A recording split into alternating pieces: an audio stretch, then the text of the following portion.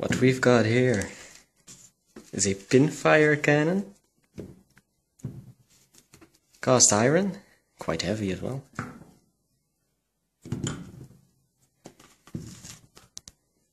It has some very nice poof marks on the barrel.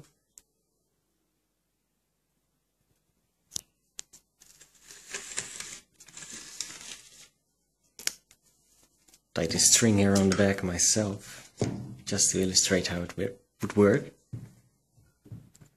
First of all, you take this screw out,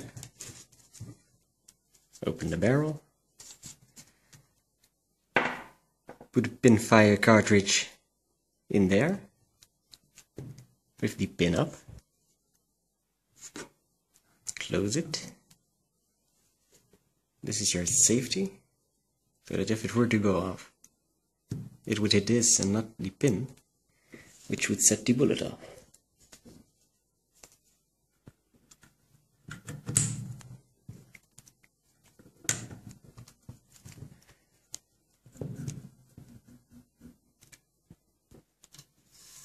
You would have to place the entire thing in perhaps a cabinet or something, tie the string to the door.